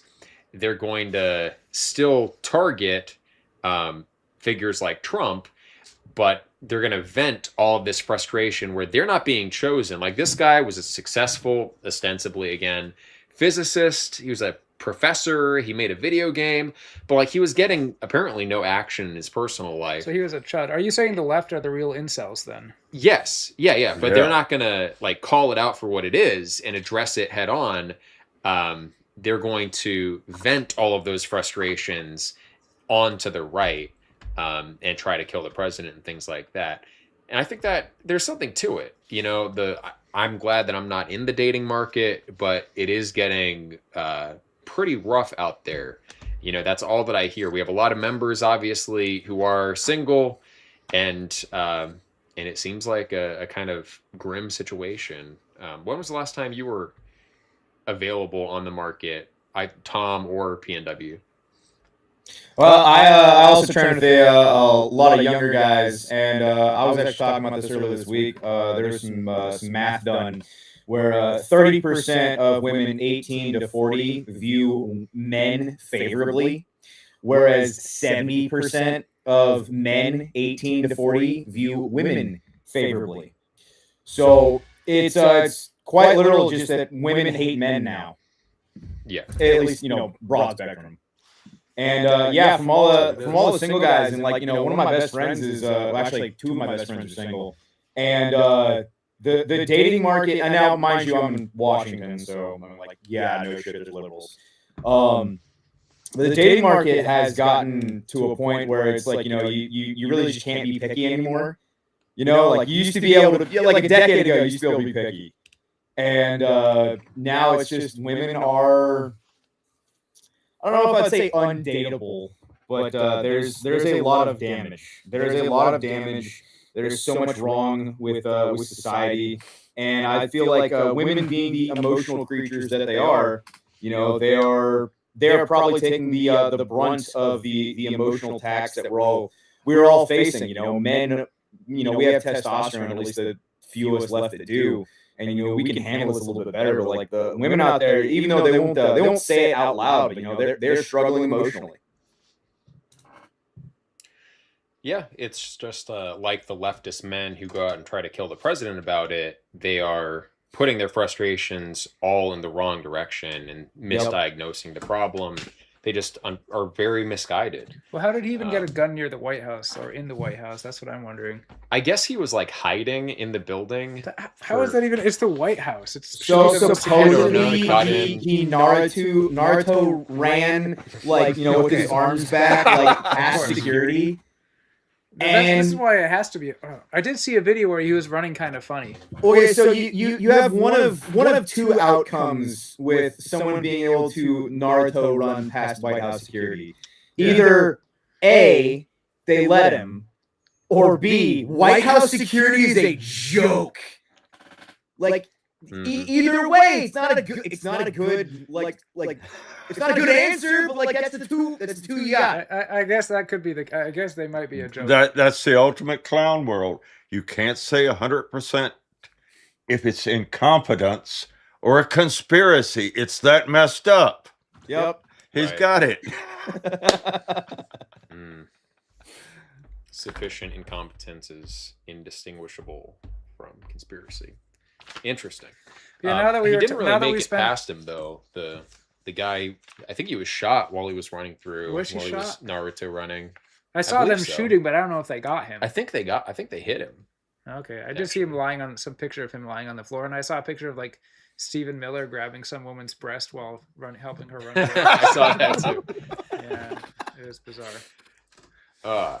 But now that we spent 5 minutes talking about the dating market, so now all of our liberal viewers are gonna call us incels now. So right, we do have liberal viewers. There's people that hate us that watch our podcast just to get like snippets, Right. So always just imagine them watching. You'd think they could use AI for that now. They're not smart enough to use AI for that. AI uses them. Yes. Yeah. They're going to be the appendage of the smart program. Yeah. No, I mean, that's how it is. Until they're completely dispensable. And then, then it'll just be the robots, the Jews, and I don't know. Will the blacks make it? Talmud Vision 2 for $3. Thank you very much. Alexandrian Jews were Nordic whites, not Edomite. Philo of Alexandria was a white Nordic Jew. They translated Septuagint into Koine Greek. Well, I would say that the Judeans that he's talking about, I would disagree that they were Nordic. I think that they were genetically basically identical to the Greeks or the Southern Italians. They were Meds. Yeah. And well, he said that specifically Edomite, and then he used a abbreviation, Yeah. extended form of a racial slur after that. Yeah, the Edomites at that point were no longer the actual descendants, the unmixed descendants of the Edomites. They had Arabic mixed into them, which was a mix of other things. So, so yeah, I agree in part, but not in whole. I agree with the general sentiment. I think the guy's got the right idea. But he's obviously a Nordicist. I also like, feel everyone like, cool is Nordic. I also feel like there's something true about Christian identity. And part of it is like in very ancient times, the Mediterranean race was more similar to the Nordic race. So there has been a shift among Mediterraneans towards, you know, darker features and more gracile bone structures and things like that. However, in the time frames suggested by the Bible, I don't know. I mean, I would be unsurprised if the actual Israelites did look more like Greeks. Yeah, that movie Alexander the Great from the 1950s, Alexander is portrayed as like this tall, muscular, blonde guy. Well, Alexander was blonde. Yeah, so I mean, yeah. Well, there's Greeks for you. Yeah. So, Elusive Enigma for $100. Thank you very much. That helps tremendously. Again, we're responding to investigations, and that costs money for lawyers, and also the lawsuit, which luckily is going pretty well. We don't want to just be on the defensive. We want to go on the offensive. We would love to be on the offensive, and we have a lot of ideas and a lot of insight because of the position that we're in, where we can target and hopefully make a big impact. But he says, put this in the fun, fellas. I appreciate everything the RTTL is doing, and I love these chats. It's also nice to see Mr. Bowie and Mr. Gorilla take my Gen Z chud money. Gen Z chud money. Yeah, hopefully the all-star lineup is worth the half-hour wait at the beginning of the show, because we were trying to figure out how to... The first time we had 3 people here and a remote guest, we had to figure out the headphones. We had to install some program called Banana Meter that I'd never heard of to get it to work. It was crazy. My computer is probably filled with viruses now, but it's all right. So, my tech guy is saying uninstall that now. Well, we got to find something to use instead. We had to hook up 2 different Bluetooth headsets. Oh, okay, well that's a lot of money though. I don't want to tell them. Okay, well, if they have a mixer, go on with your podcast. Okay. Should we buy a a physical mixer? A physical. Yeah, Bluetooth. we have the Rodecaster, and it's not bad. I wish we would have got the Rodecaster that has the audio and video. We got the Rodecaster that just has the audio. We have a lot of options. The issue is that we just kind of have like too many options. But like I could podcast with 4 people here and have somebody remote too easily. We should just get hardwired headphones so we don't have to stick around with Bluetooth. The hardwired headphones are so nice. Yeah. Yeah. We'll get there. We could put it on our Amazon wish list. Maybe somebody will donate it. For the next check podcast. the Amazon wish. Where can people find that? It's on the returntoland.org. Click donate. Yeah. We'll put some more items for the podcast studio. This is now a dedicated studio, so we'll have a permanent set in the, maybe not next week, hopefully by next week, but in the very near future, you'll see noticeable improvement. So if you want to get us a mixer or any other equipment you think we should have, check out the wish list. Yeah, actually, I really like how you guys have your books. I want to do a bookshelf right here as well. Yeah, it's a little bit pretentious, but hey, Lost Atlantis. There we go. I mean, eventually we'll reach our final podcast form of the Black Hebrew Israelite versus Christian identity debate. And so for that, we want the studio like outfitted with the best equipment. Oh, yeah. We can probably just drive into Little Rock and pick up some random black person. And he'll just happen to be an expert on Black Hebrew Israelitism. There's probably some YouTubers that would do it. Yeah, probably. We can definitely set this up. Talmud Vision 2 for $3. The Bible says that the Israelites had black hair in Leviticus, and Song of Solomon, I believe Nordids can have black hair. That is true. They can. You were saying, PNW? Oh, I was saying, I bet the twins probably have a plug. The Hodge twins? Yeah. A plug. All right. They gotta know somebody. They gotta know somebody. I'm sure. I almost would rather just like drive around I don't personally. We want to send our tech guy to drive around and pick up. Are you going to take out a life insurance policy before you ask him for this request? Yeah, like, go and get it. Absolutely. Yeah. Have fun. Beneficiary is the RTTL legal fund. Oh, you're going to be set. Eric wanted to drive to Little Rock with me today to go talk with some representatives, but they weren't even they weren't even in session. All of their sessions this week were just like congratulating sports teams for their wins. They haven't passed any actual laws for 2 weeks. Right.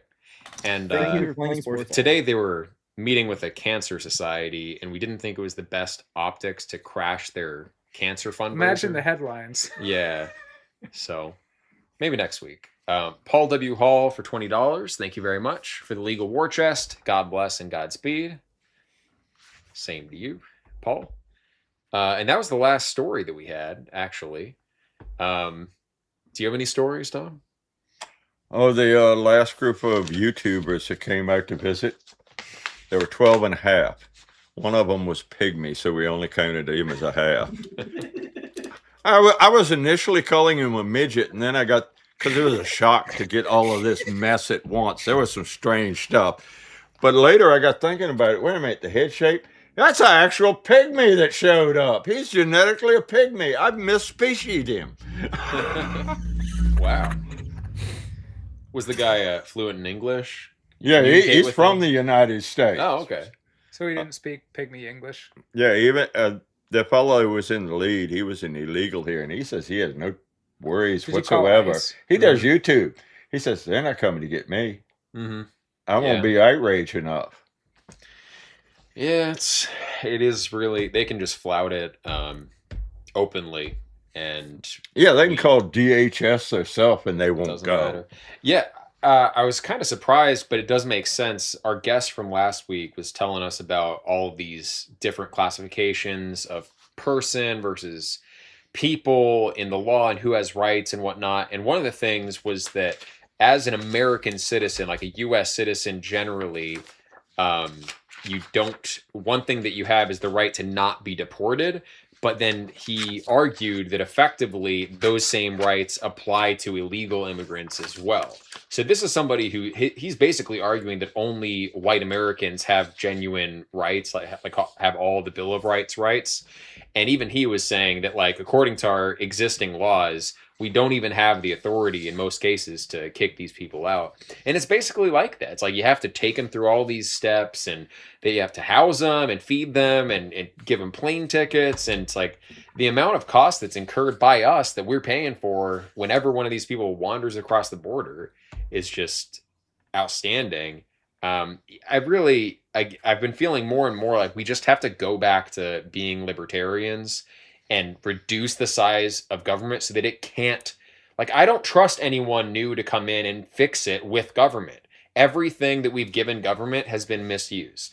So I'm like on the verge of just going fully back to, libertarianism and just Cardianism. Well, our ancestors, rather than what they try and sell us as rugged individualists, were fierce collectivists. Yeah. And it was the way they stood up for themselves locally. If white people get it in their head that they need to stand together as white people, and they decide, let's do a white strike for 30 days. Within a week, the blacks will be practicing cannibalism on each other. By the end of the month, Congress will be, what are your demands? We're ready for them. Yeah, unfortunately, we're a long way off. Long way, but that's our power. And although we are currently a minority in America, I believe that. Yeah. I also believe race is real and it matters. Mm-hmm. White sharks do not have to outbreed anything in the ocean. They just have to eat it when they get hungry enough. Yeah. All right. Oh, well. I'm holding on. I'm writing that down. It pairs well with one of the Schizo Mix videos we put in the intro. It's right down the same alley. Talman Vision 2, again, $3. Thank you very much. Do you guys believe in psychiatry? I believe it is atheist pseudoscience and denies spiritual matters like demonic possession and oppression. It's actually Jewish pseudoscience. Well, Freud was Jewish, and a lot of the early psychiatrists were. I think it's a mix. I think some things in modern psychiatry, like CBT, cognitive behavioral therapy, is pretty effective. I mean, as far as like self-help tools and things like that. But like paying someone to show up in their office and complain about your day, it is very feminine. A lot of women get addicted to it too, and it's sort of like Munchausen syndrome. And they Like give you they'll drugs. continue, yeah, and they give you drugs, right? So they're like your drug dealer and confidant, and it's a very unhealthy dynamic. However, the principles of psychoanalysis, I think some of them are good, not Freudian principles, but Jungian principles of psychoanalysis. And like it goes back to the ancient world too. It's like Plato's opinion on the true rhetoric and how to persuade someone was to psychologically type them, identify, okay, what type of person are you dealing with? And then knowing that, what kind of cure can you actually apply? And I think knowing like the types of people and the different faculties that people are either strong or weak in as a diagnostic tool is very powerful, and even helping with self-diagnosis and like getting yourself out of patterns of behavior. So I wouldn't just like throw out all of psychoanalysis, but yeah, I'm very against modern psychiatry as a drug dealing business, which it largely is. It might be useful science, but there's a lot of Jewish influence. I know that Sigmund Freud was, of course, Jewish, and he wrote a lot about infantile sexuality and the sexual liberation of children. And I mean, I think if psychiatry was left to white people, it might end up being a useful science. But Carl Jung, yeah, I mean, he was a Gentile, and I think his he also includes the spiritual. He talks about things like demon possession and synchronicity and alchemy, for that matter. But Yeah, that psychology, I think, is both true and untrue because it is a weapon used against us. And I think the best psychologist is yourself. See the man or woman you want to be and work towards that. It's not going to be easy. You're going to fail. But anytime on my YouTube video, someone doing it real critically could go over a dozen, 2 dozen mistakes I made. That doesn't mean I didn't make changes over time and learn to be better. You can teach yourself to be better. You can teach yourself to be closer to that ideal you hold. You don't have to be perfect. You just have to be a work in progress. we're getting so many like fortune cookie soundbite pieces of advice from Tom. This is awesome. I'm glad he came. So, along with what Tom just said, I just did a rant about 2 weeks ago, and I was talking about how higher IQ people have an ability to trust your gut feeling because you don't actually have 5 senses. We've been psyoped to believe that we only have 5 senses. You have more than that. You have intuition. You have an inner ability to know when something feels right, when something feels wrong. So he absolutely hit the nail on the head. The same thing of, you should be able to have your own trust gut feeling of what you should do next. And, you make mistakes and you learn from them. And you keep moving forward. And people are going to, they're going to hate on your past mistakes. And you're like, well, yeah, but I made a change and I'm becoming a better person. And that's my rant. Yeah, totally. that was a good rant. Yeah. Again, that's there is good to psychoanalysis, especially analyzing yourself and transcending yourself. Like that's, I think everyone should read like stuff like Carl Jung and stuff like Myers-Briggs test. I think the more information you can give yourself about how you think and how you operate, even neuro-linguistic programming, like there's a lot of tools out there, toolkits for kind of breaking down your strengths and weaknesses and room for improvement. Some people, though, do go overboard with it, like analysis paralysis. They're constantly finding new problems with themselves. So intuition is also key. It's like, does it feel like you're on the right track? Well, then trust your gut. At the end of the day, it's a lot more efficient to just go with what you know is already right. And half the time, it's a moral thing. It's like if everyone did what they believed was moral, then they would also end up doing what was psychologically healthy. Well, so I took a couple of my bad, I'm cutting you off. Well, I'll pass it right off. Something I learned in the military: improvise, adapt, and overcome. Yes, sir. And that's psychology in its best form. I said, That's oh right. man, see, I can't top that. The self-fulfilling prophecy. That's what I was going to go into, and I think that there is benefits in psychology, like you were saying, that, the overanalysis paralysis. That's something you have to be aware of in yourself. But the self-fulfilling prophecy and the entire concept that words have power, and that curses and cursing yourself is actually going to be your own self-fulfilling prophecy. So if you create a self-fulfilling prophecy, that can be positive and it can be negative. If you say that you're going to fail, you are going to fail. If you say that you're going to succeed, you are now speaking that into existence. You are speaking that into yourself, and you are going to push yourself further to succeed because you now believe that you can. Yeah, I believe in that.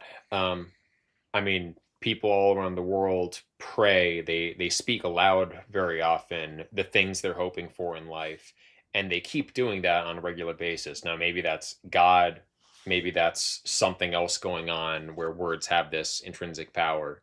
But if it's that, ubiquitous around the world, that people believe there is power in this, and then there's the stereotypes in the modern day of like believe it, conceive it, achieve it. And all the sales gurus and every like business mindset person will advocate the same stuff. There can't be nothing to it. However, like anything, like in moderation, don't like start worshiping that as your false idol. That every morning I'm going to go through my affirmations and nope, that's not my religion. Totally new me. Yeah, no. You can't so like last November when I said that I believe we're going to achieve total Aryan victory in 1 year, we only have a few months left. I mean, but if I believe hard enough, you have to say it every morning when you wake up. I only said it that once. Well, yeah, maybe the sign off for our show then. I'll start saying it every morning, and then I think we can do it. Thank you. Hairwolf237 for $10. Thank you very much. Subscribed for 10. Same super chatter just ordered an F bin from PNWGuerilla. Also, how is having, by the way, the link for his site is in the description of the video. Also, plug that so people know where to find your stuff. I just dropped these shirts as well. Only chairs help invaders. Awesome. Also, how was having Hammer to the compound? Yeah, we had Hammer Blood Tribe out to visit, and he was very polite, eloquent, and a good guy, seemingly. So I don't know. Love seeing Blood Tribe RTTL collab at great speed. Yeah, he did give very nice speech. We don't have prejudice against, if we don't necessarily agree with someone's optics ourselves. Like I wouldn't get tattooed on my face. I wouldn't dress necessarily the way they do for street activism and things like that. But I'm not gonna knock someone if their heart is in the right place. I think he's a guy whose heart is in the right place. I know Tom, your heart is in the right place. PNWGuerilla, the same thing. I wouldn't necessarily do everything the same way as all of you guys, but I think there's room for many approaches in the wider movement ecosystem. And if we can't talk amongst ourselves, then how are we gonna take back the country and collectivize as a race? It's like we have to be the ones setting that example. Unfortunately, though, the white nationalist, white identitarian scene for decades has been incredibly divided, and it's really disheartening to see and hear more stories of groups that fell out with other groups over very silly personal things. But no, Hammer, great guy, and I think he strikes fear into the heart of our enemies, and I think that's very important. And I also think that what Eric mentioned about a lot of groups splintering and falling apart, a lot of that is because groups like the SPLC or the federal government pays informants to go into those groups and do really stupid things and drive people apart, all kinds of drama. People just get fed up with the group and they leave and it falls apart. And that's happened to so many organizations. And sometimes they're feds and informants, and sometimes they're just stupid people who are mentally ill. And that's why whatever group that you have, whatever group that you're in, whether it's Return to the Land or Patriot Front or any one of another dozen groups that we could list, it should be one of the top priorities of leadership is to just get rid of people that start causing problems. Like, right. Whether they're feds or just kind of retarded, like it's fine.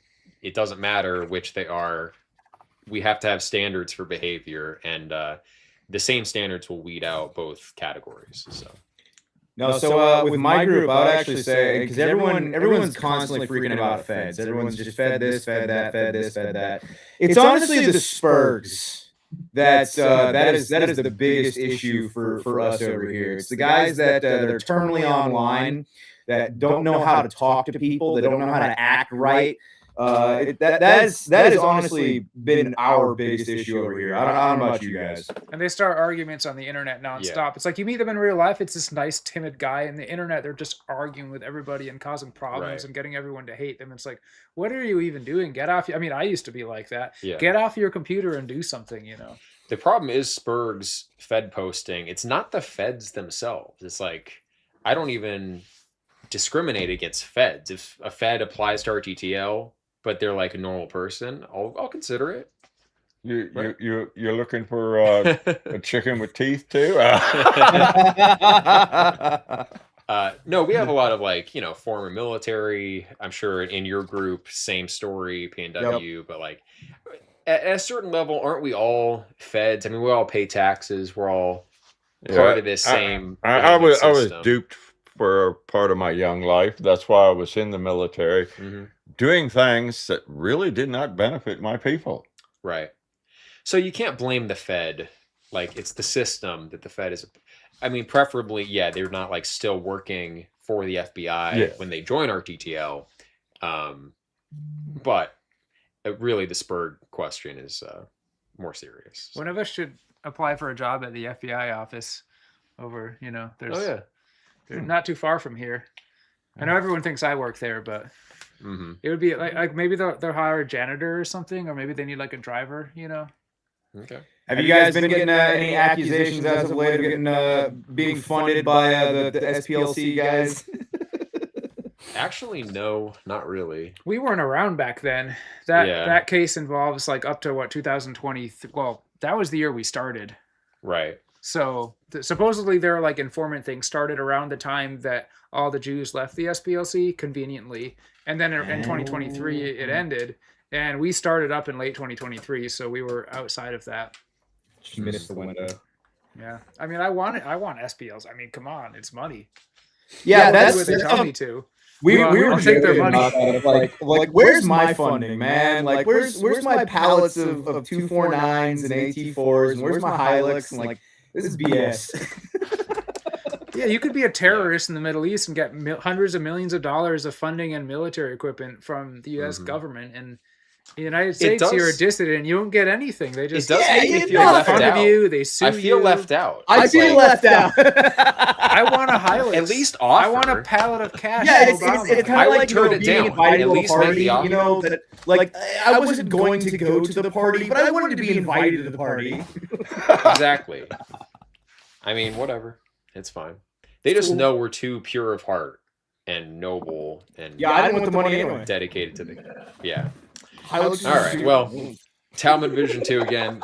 Military veterans are the backbone of National Socialism. Yeah, true. Adolf Hitler was a veteran of the First World War. Yes. We love our veterans.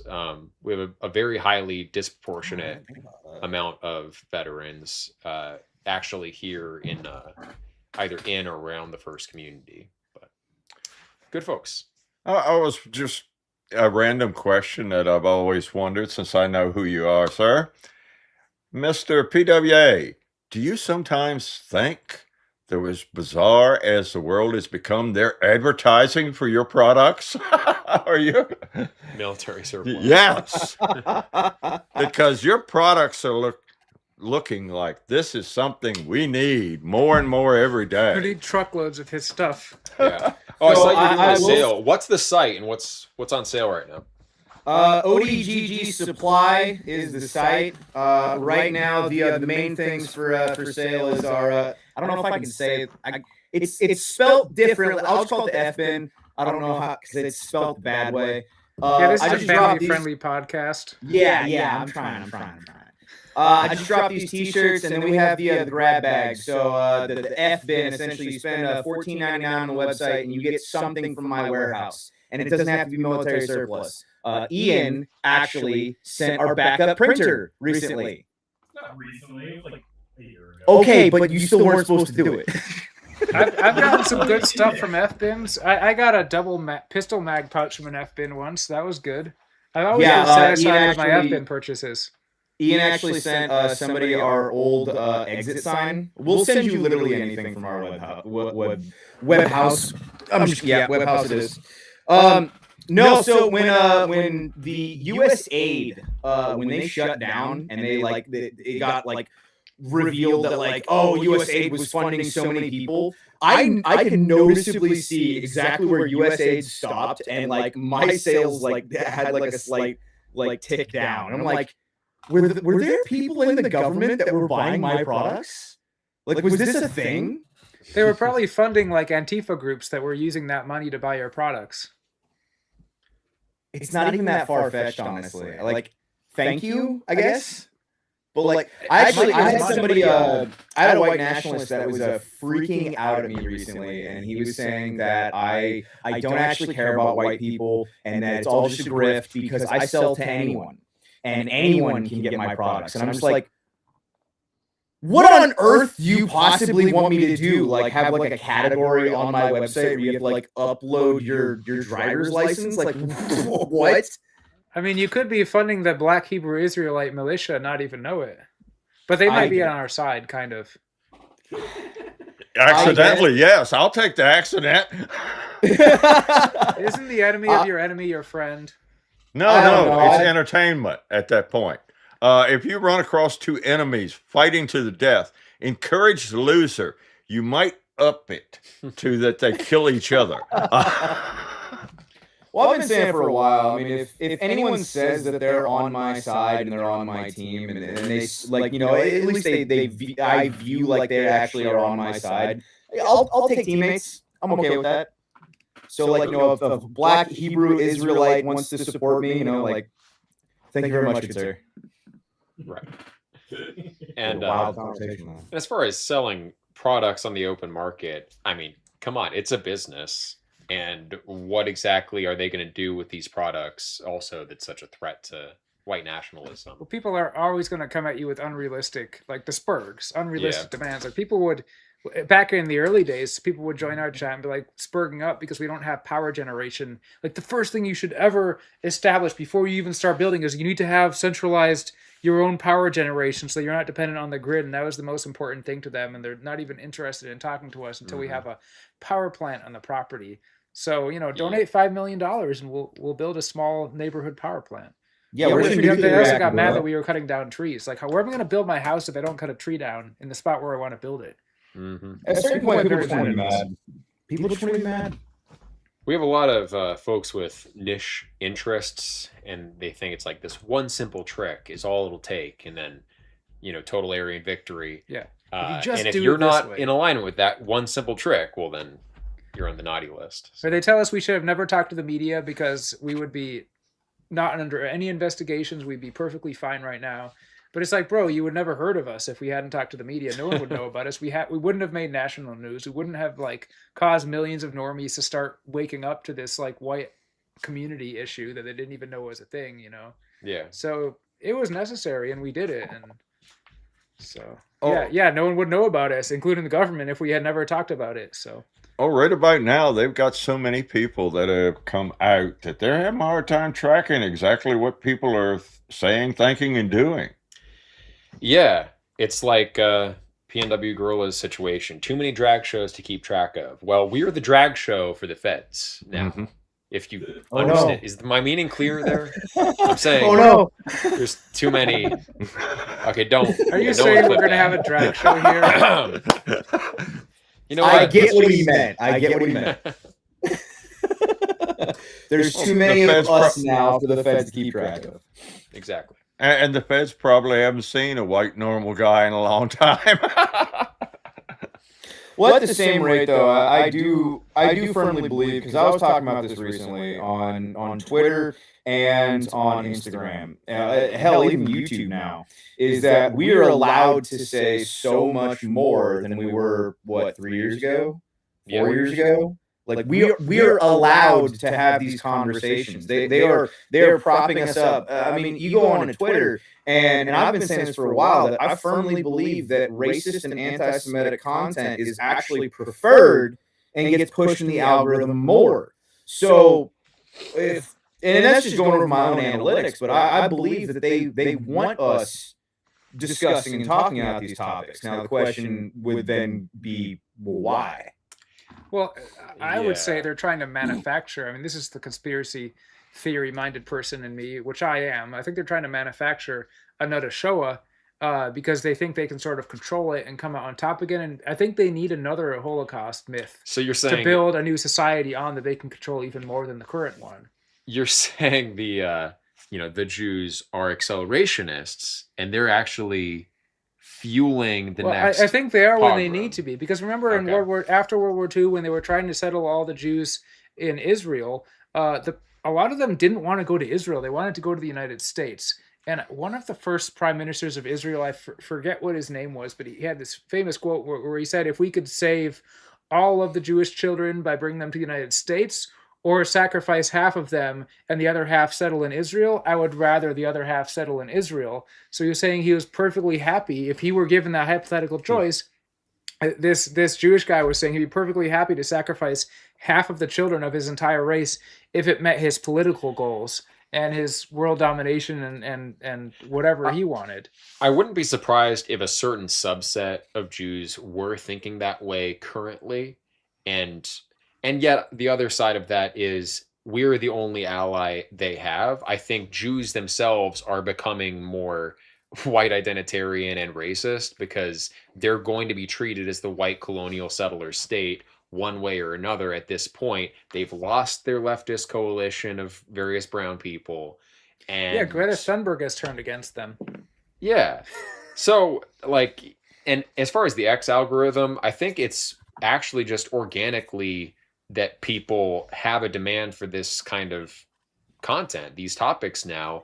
And so the algorithm rewards it because that is actually what people are paying attention to. So the algorithm is sure, but they're tuning in. They're still allowing it, whereas a couple years ago they weren't.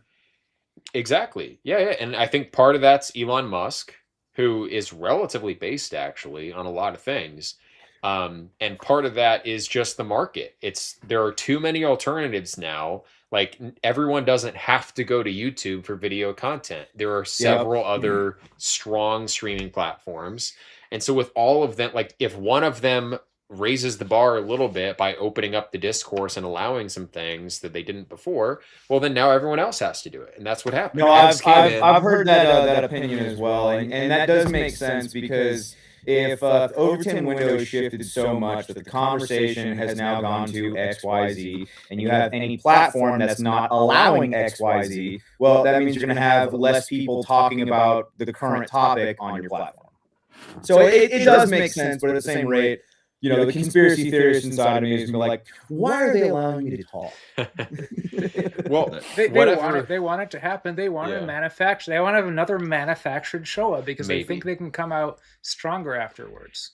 I'm sure they're not a unified group with one single plan. So there are disagreements. Look at it like two burglars into your house. One of them wants to sneak around and not wake the homeowner. Mm-hmm. The other one says, no, he might wake up anyway. Smash and grab and run. Mm-hmm. They don't agree, so their tactics just show that. But if one tends to be doing a better job over the others, they start to drift behind it. And that's also what's something of all of the different types and tactics that white folks are using. If one of them starts to come out on top, it's going to get more push. Right. Yeah. They don't need manufactured opposition. They need controlled opposition. And all they have to do is, among all of these candidates out there who are spreading messages they might be able to use, they elevate the one that's going to be most useful to them and, suppress the one that maybe is taking things in a less controllable direction. Yeah. So it's definitely manipulated, and it's definitely a divided faction situation we're dealing with regarding like our antagonists, broadly speaking. But I do think there is just organic demand, and things are out of the bag now in a way that is unique, and it's a special time in history, and it's the time to stand up for our views on those limited number of things where there is actually a winnable end goal here. Like with our case with RTTL, we could actually set this precedent and change law and make a real difference. No one's going to do that with let's deport 100 million people. Like there's no actionable in Ireland or in the Netherlands or in some countries. You could do that in England now, or Britain. You could do that, and I hope that does happen with reform, right? Or sorry, restore. Reform is the bad one. Restore. Thank you. You almost mentioned like that. You almost plugged the kosher right party. Yeah, my bad. My bad. I'm a center right plug. I'm the control dot. But It's me. yeah, It was a Freudian slip. Well, something like this too is also could set up a condition or play a role in setting up a condition whereby the elites themselves want to clear out things. If you watch when just one load of immigrants was dumped at Martha's Vineyard, they called in the National Guard. What if the National Guard can't help them? They'll hire mercenaries. They'll do whatever it takes to get diversity away from them. Right. We got to red pill the elites and send Haitians into their gated communities. Oh yeah, did you guys see the Haitian bill that was officially discussed today of the left versus right, and they're giving amnesty to what was it, like 500,000 Haitians or something? Oh insane? yeah, I did see that. That's Yeah, terrible. it's like I was saying. It's like we really don't seem to have the right or the ability to deport that many people. It's unfortunately not one of those actionable items that we can rally together and achieve. So you gotta no, keep going. Sorry. you gotta pick your battles according to what is actually winnable. It's like when you're on the battlefield in war, yes, you'd like their headquarters. You'd like to actually take their capital, but you probably can't take it right away at the beginning of the war. You got to look and say, well, I can take that hill, and from there I can take this, and from there I can take this. But the people online who aren't actually doing anything and just criticizing those who are active online, they're very simple-minded, and they say, well, we need this. We need this. Just make this happen. Everyone get guns and go in the street and make this happen. That's not the world. That's not how, like even Alexander's conquest, which were pretty direct, there's subtlety to it. It's like Julius Caesar. There was subtlety to the way that he invaded Gaul, right? It's not just like we're going to full bore attacks head on exactly where they expect us to. It's like, let's be a little bit nuanced. That's, find the battles. It's kind of interesting. And I'm back and forth between, I don't know if it's Spurgs or Feds trying to like, hey, do something. Because every time I complain about anything going on in the Pacific Northwest, I get at least one or two comments of people being like, you need to do something violent. I'm just like, why do you want me to do something violent? Right. Like, if this is the only thing in your head, why aren't you doing something violent? Why does the responsibility fall on the person that's making the content? Yeah, and you're an anonymous Twitter account, but you're the tough guy because you're telling me to siege my local town hall, I guess. I don't think I would recommend anybody else do violence, because then I would be complaining, well, I didn't do enough violence. So if you're that mindset, you're not going to be happy. If you've not sitting there from your couch, that's not how people are. That is literally how people are, and this is why like so many content creators eventually just become misanthropic. It's like you see the beast for what it is, the crowd for what it is, unfortunately.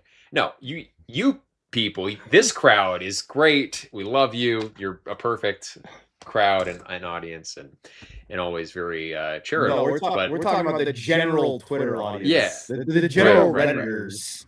I can see violence coming out in one way or the other, but it need not be us to instigate it.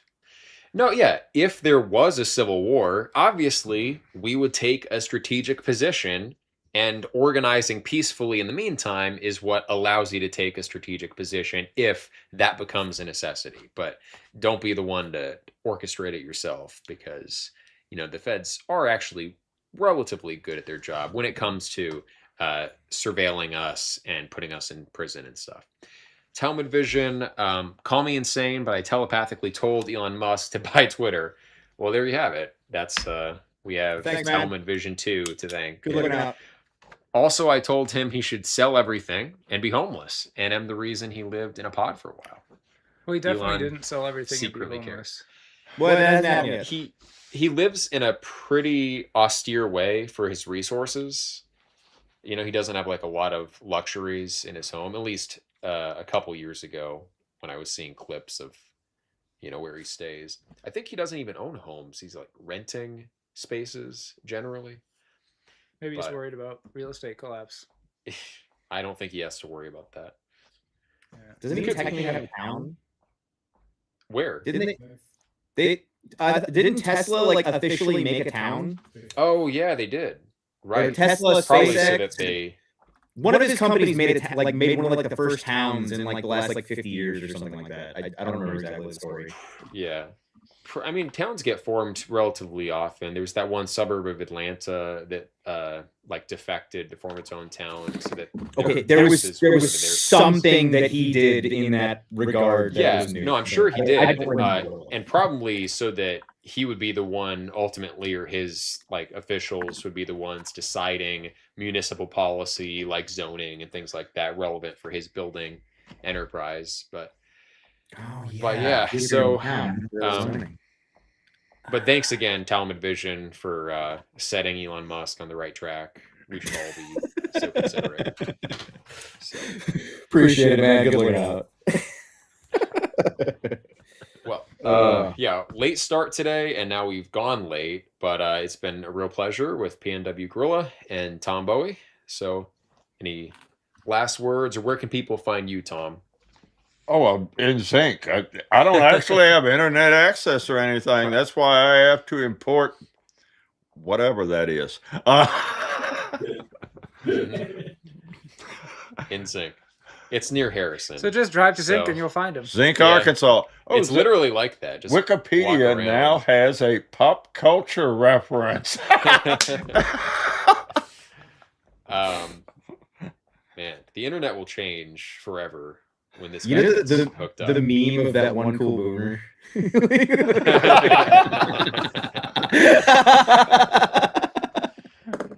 Just nail on the head. All right, I suppose it's my turn. Yeah. So if you guys want to follow me, I'm PNWGuerilla on Twitter, on Rumble, on YouTube, on X, Telegram. I don't know if I said one of those twice already. You can hit up my website, ODGG Supply, or you can just look up PNWGuerilla. I bought that domain too, so it takes you right to my website. I just dropped these shirts, which unfortunately I think they just sold out. So sucks to suck. Oh, correction. If you wear a medium, you can still get a shirt. Everything else sold out.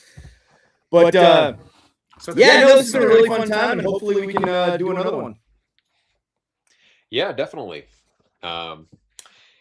There's always a lot to talk about, a lot of developments, especially relevant to RTTL. They're really pushing these anti-RTTL bills, and we'll be following it closely, hopefully pushing back, and all of your super chats and donations are helping us do that. So thanks to our donors, patrons, super chatters. Thanks to everyone who is watching the show. Returntoland.org, click donate. Yep.